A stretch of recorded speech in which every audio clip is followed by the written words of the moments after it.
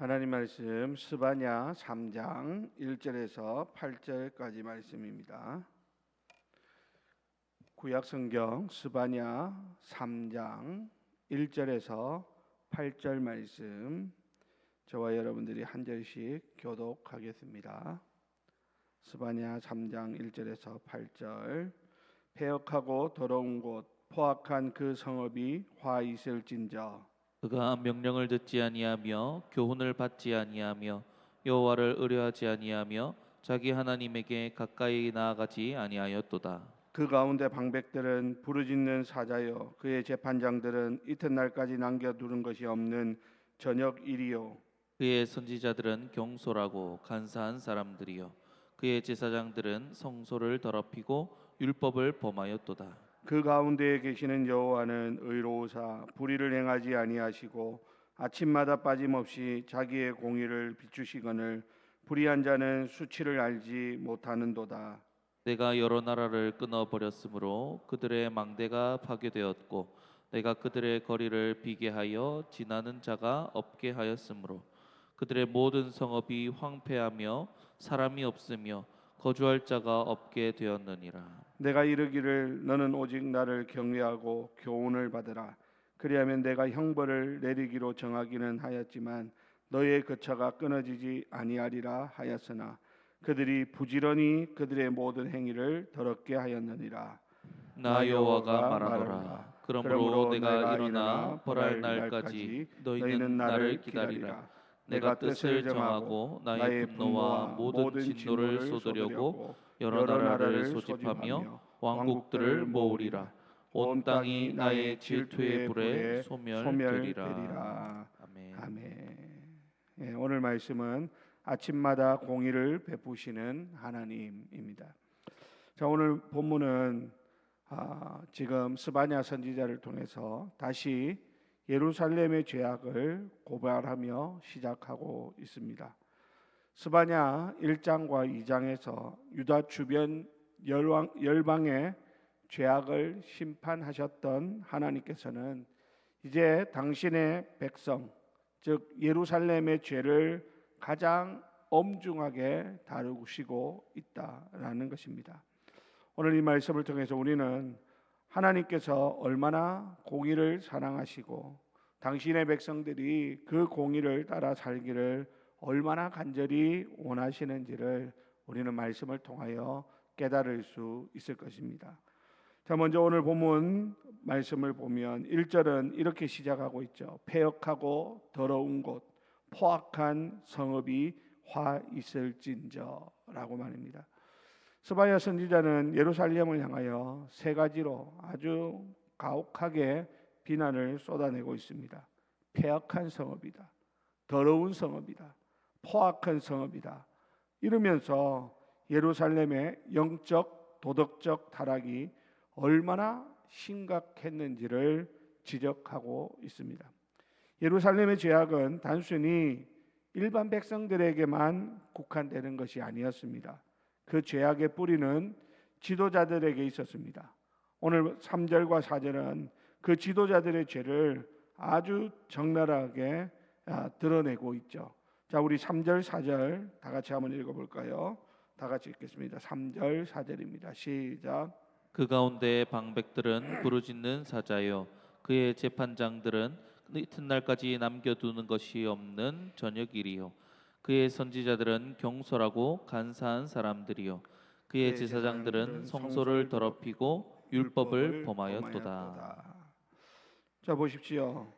오늘 보니까 그 방백들은 백성들을 보호하라고 세워놓은 그 자리에서 백성들을 보호하는 것이 아니라 오히려 사자처럼 탐욕스럽게 약탈을 하고 있고, 재판장들은 정의를 세우려고 세워놨지만 그들은 정의보다 아주 이리처럼 교활하게 자기 이익을 챙기기에 바빴다라는 것이죠.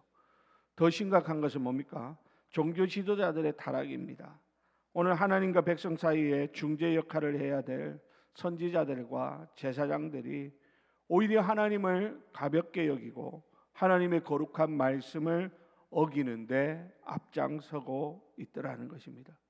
여러분, 이처럼 지도자들의 부패는 그냥 그들만의 이야기가 아니라 곧 백성 전체의 영적 타락으로 이어지게 된다라고 하는 것이죠. 그러므로 여러분, 우리가 교회에서 기도할 때 나라의 지도자들을 위해서 기도하는 것, 교회의 지도자들을 위해서 기도하는 것이 그만큼 중요한 것입니다. 나와는 상관이 없다가 아니라 우리가 그들을 위하여 기도하지 않으면, 그들이 바로 서지 않으면 곧 나라가 흔들리는 것이고 교회가 흔들리는 것이고 온 백성들 전체로 영적으로 타락하게 되어지는 그런 안타까운 일들이 일어나게 되는 것이죠. 그러므로 여러분, 기도할 때마다 나라의 대통령과 위정자들을 위해서, 또 교회의 목사님과 장로님들을 위해서, 교회의 영적 지도자들을 위해서 여러분들이 기도를 해 주셔야 하는 것입니다. 자, 그런데 여러분, 오늘 본문에 보니까 죄악으로 가득한 예루살렘 한가운데서도 하나님의 성품은 변함없이 나타나고 있다라고 하는 것을 발견합니다. 그게 바로 오늘 5절 말씀인데요, 오늘 설교의 핵심이라고 할 수 있겠죠. 5절 말씀 우리 다 같이 읽겠습니다. 시작. 그 가운데 계시는 여호와는 의로우사 불의를 행하지 아니하시고 아침마다 빠짐없이 자기의 공의를 비추시거늘 불의한 자는 수치를 알지 못하는도다. 아멘. 자, 여러분, 여기 보니까 아침마다 빠짐없이라는 표현이 나오고 있죠. 하나님께서 당신의 백성들에게, 그리고 이 온 세상 가운데 당신의 공의를 행하시는 것은 일시적이거나 우연히 일어나는 사건이 아니라는 것입니다. 마치 아침이 되면 하늘에서 매일마다 해가 떠오르는 것처럼 하나님의 공의는 매일 매순간 우리의 삶에 역사하고 있다라는 것입니다.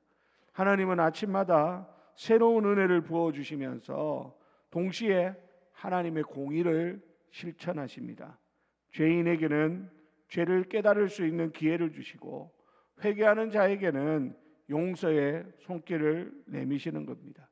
그러나 반대로 그렇지 아니하고 회개하지 아니하고 깨닫지 못하는 자들에게는 하나님의 공의로운 심판이 아주 어미롭게 그들 가운데 임하게 되어진다라는 것이죠. 여러분, 하나님의 공의는 심판뿐만 아니라 당신의 백성들에게 당신에게로 돌아오라고 호소하는 사랑의 부르심이다라고 하는 사실도 우리는 알아야 하는 것입니다. 하나님께서 지금 예루살렘을 이렇게 호되게 꾸짖고 책망하시고 하나님이 심판을 말씀하시는 이유가 뭡니까? 내가 너희들을 반드시 그렇게 하겠다, 그런 의미도 있겠지만 또 한편으로는 이 이야기를 듣고 빨리 깨닫고 돌이키라는 것이죠. 하나님의 따뜻한 사랑이 그 속에 담겨져 있다라는 사실을 알아야 하는 것입니다. 오늘 본문 6절과 7절은 하나님께서 주변 열국들을 심판하셨음에도 불구하고 예루살렘이 돌이키지 않았다고 탄식하는 그러한 이야기들이 나오고 있습니다. 내가 여러 나라를 끊어버렸으므로 그들의 망대가 파괴되었다라고 말하죠. 예루살렘은 열국의 멸망을 바라보면서도 자신들의 죄를 깨닫지 못했던 것입니다. 오히려 뭐라고 말합니까? 부지런히 그들의 모든 행위를 더럽게 하였다라고 말씀하고 있습니다. 이들은 하나님의 공의가 아침마다 그들의 눈앞에서 펼쳐졌음에도 불구하고 그 사실을 외면하고 오히려 더 깊은 죄악 속으로 빠져들어가고 있었던 것이죠. 결국 아침마다 베푸시는 하나님의 공의를 거절하는 자들에게 결국은 최종적인 심판이 임하게 될 것을 말씀합니다. 8절에 보니까 그러므로 내가 일어나 벌할 날까지 너희는 나를 기다리라 라고 말합니다. 하나님께서는 결국 당신의 진노를 쏟아 부으실 것이고 열방을 향해서 맹렬한 심판을 행하실 것을 말씀합니다. 여러분, 오늘 이 말씀은 우리에게 두 가지 중요한 교훈을 안겨주고 있습니다. 첫 번째는 하나님의 공의는 반드시 이루어진다라는 있다라는 것이죠. 우리가 보기에 악인들이 형통하고 의인들이 고난받는 것처럼 보일지라도 하나님의 공의는 아침마다 쉬지 않고 역사하고 있음을 우리는 잊어서는 안 되는 것입니다. 두 번째로 이 심판의 궁극적인 목적은 앞에서 말씀드린 것처럼 파멸이 아니라 하나님의 백성들을 정결하게 하는 데 있음을 우리는 기억해야 합니다. 하나님께서는 심판을 통해서 당신의 거룩한 백성들을 만드시고 모든 민족이 그분 앞에 나와서 경배하게 하실 것을 약속하고 있는 것입니다.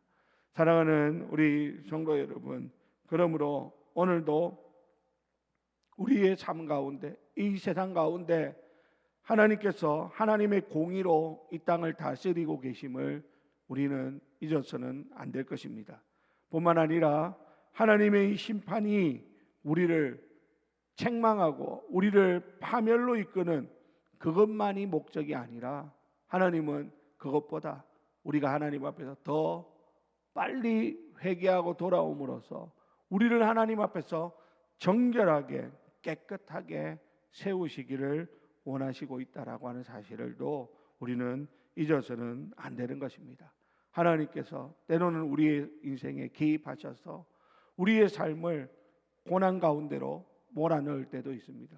물론 그 고난의 의미가 다 그런 것은 아니겠지만 때로는 그 고난이 우리의 안에 있는 더러움을 깨닫게 하고 또 그 더러운 가운데서 우리가 벗어나기 위해서 하나님의 은혜 앞으로 나오게 부르는 하나님의 따뜻한 사랑의 부르심임을 우리는 항상 기억할 수 있어야 되는 것이죠. 이것이 생각나지 않으면 사람들은 고난 가운데서 불평합니다. 고난 가운데서 원망하죠. 고난 가운데서 하나님을 떠나버립니다. 고난 가운데서 좌절하고 낙심하는 그런 안타까운 모습들을 보게 되는데, 여러분, 이 고난이 우리를 죽이려 함이 아니라 오히려 우리를 정결하게 하고 하나님 앞에서 거룩한 백성으로 세우시려는 하나님의 따뜻한 사랑의 모습임을 우리는 명심할 수 있어야 하는 것입니다. 여러분, 우리가 매주마다 매일마다 설교를 듣는 것은요, 이 듣는 사람의 마음속에 때로는 작은 망치질을 하는 것과 같다라고 할 수 있습니다. 한 번의 망치질보다 매일매일 작은 망치질이 더 큰 변화를 가져옵니다. 여러분, 그게 바로 오늘 본문에서 말하는 아침마다 공의를 베푸시는 하나님의 모습인 것이죠. 여러분들이 큐티를 할 때라든지 아니면 설교를 들을 때라든지 기도할 때, 예배할 때 하나님께서는 계속해서 우리의 마음을 두드리십니다. 그때 우리가 마음을 닫아버리고 완악하게 할 것이 아니라 하나님의 그 두드림 앞에서 우리가 하나님의 그 두드림에 믿음으로 반응하게 될 때 우리는 하나님의 그 사랑으로 하나님이 원하시는 온전한 모습으로 조금씩 성화되어 갈 수 있다라는 것입니다. 하나님께서는 한 번에 우리를 변화시키기도 하시지만 그런 경우는 잘 없습니다. 대부분의 경우를 보면 한 번이 아니라 아침마다 매 순간순간마다 하나님은 우리에게 새로운 기회를 던져주고 계십니다. 매일매일 하나님의 공의를 우리의 삶에 비추고 계신다라는 것이죠.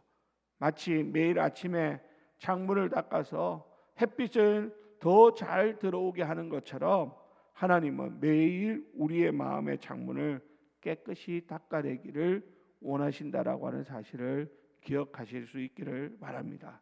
사랑하는 우리 성도 여러분, 오늘 이 말씀을 기억하면서 혹시 우리의 마음속에 이 정도 죄는 괜찮겠지, 하나님은 내가 이렇게 해도 별로 반응하시지 않으셔, 하나님은 멀리 계셔 라는 그런 영적인 안일함이 남아있지 않도록 우리의 마음을 새롭게 하실 수 있기를 바랍니다.